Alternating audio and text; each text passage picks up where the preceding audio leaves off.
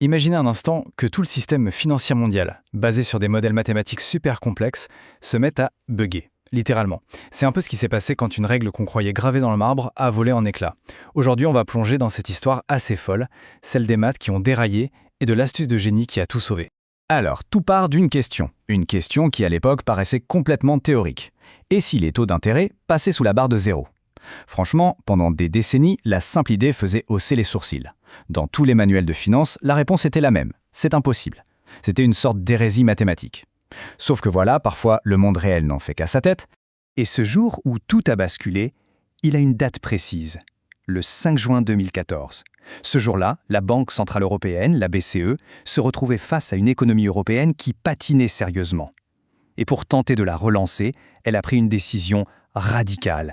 Une décision qui allait faire sauter un verrou fondamental. Et voilà le chiffre qui a mis le feu aux poudres. Moins 0,10%. Ça n'a l'air de rien, mais c'est le moins qui change tout. Pour la première fois de l'histoire, le taux de dépôt de la BCE devenait négatif. En gros, ça voulait dire que les banques devaient maintenant payer pour déposer leur argent à la Banque centrale. Le monde à l'envers. L'impensable était là, sous nos yeux. L'effet était instantané, une véritable onde de choc. Il faut bien comprendre, derrière, il y a des milliers, des dizaines de milliers de systèmes informatiques qui tournent en permanence pour évaluer des produits financiers qui pèsent des milliards. Et tous ces systèmes reposaient sur une hypothèse de base, simple, un taux d'intérêt, c'est positif. Et du jour au lendemain, cette hypothèse était fausse. Game over. Alors, entrons un peu dans le détail. C'est quoi le problème concrètement? Comment un simple petit signe moins peut-il casser des modèles financiers aussi sophistiqués? Pour bien piger le problème, il faut connaître le coupable. Ou plutôt le modèle qui a été pris au dépourvu. C'est ce qu'on appelle le processus log normal.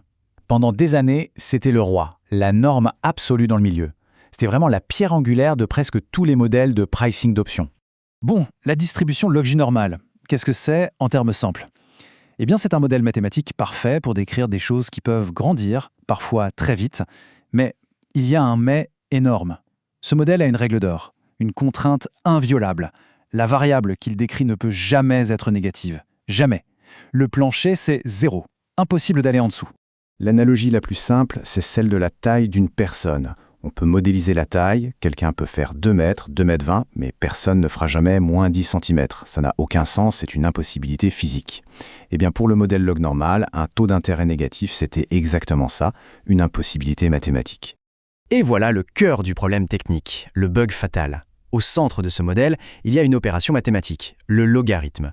Et si on essaye de calculer le logarithme d'un nombre négatif, eh bien ça ne marche pas. C'est une opération non définie, un peu comme essayer de diviser par 0. L'ordinateur renvoie une erreur, le calcul s'arrête. Le moteur a tout simplement calé. Ok, donc on a un système complètement planté. Il faut trouver une solution. Et il faut la trouver vite, parce que les marchés, eux, n'attendent pas. Et c'est là qu'on voit tout le génie pragmatique des ingénieurs financiers. Ils ont trouvé une parade, une astuce d'une élégance folle. Le shift, le décalage. L'idée, c'était surtout de ne pas tout jeter à la poubelle. On parle de décennies de travail. Alors, les Kant, ces fameux magiciens des maths en finance, ont développé un workaround, une sorte de rustine. Mais attention, une rustine de génie, super pragmatique et diablement efficace. Et cette fameuse rustine, c'est le modèle log normal décalé. L'idée est aussi simple que brillante. Puisque le modèle ne peut pas gérer les nombres négatifs, qu'à cela ne tienne. On prend le taux du marché, même s'il est négatif, et on lui ajoute une valeur, un shift, assez grande pour que le résultat soit toujours positif. En gros, on déplace artificiellement la ligne du 0 vers le bas pour que le modèle croie qu'il travaille toujours en terrain positif. Et quand on met les deux côte à côte, c'est limpide.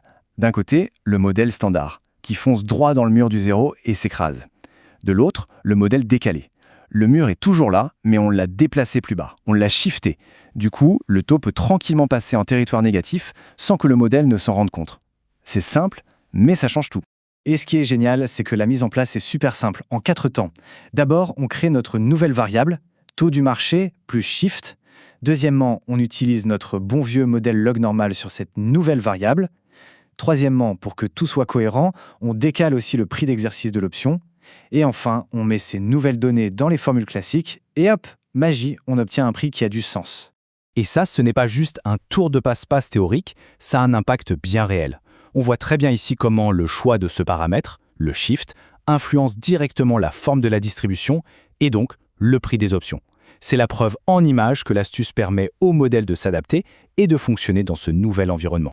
Au final, cette histoire, elle va bien au-delà d'une simple astuce de calcul. Elle nous dit quelque chose de très profond sur la nature même de l'ingénierie financière. Et il y a une petite ironie assez savoureuse dans tout ça. C'est que d'autres modèles, plus anciens, comme le modèle de Hull-White, avaient toujours permis les taux négatifs. À l'époque, c'était vu comme une faiblesse, un manque de réalisme. Et du jour au lendemain, ce qui était leur plus grand défaut est devenu leur principal atout. Comme quoi, tout change vite en finance. Alors, qu'est-ce qu'on retient de tout ça? D'abord que les modèles financiers sont juste des modèles. Ils reposent sur des hypothèses qui peuvent être pulvérisées par le monde réel. Ensuite, qu'en ingénierie financière, le pragmatisme et l'adaptation sont absolument essentiels. Et enfin que parfois, la solution la plus puissante n'est pas une nouvelle théorie révolutionnaire, mais une simple petite astuce, un simple shift. Et ça nous amène à une question finale, une question un peu vertigineuse.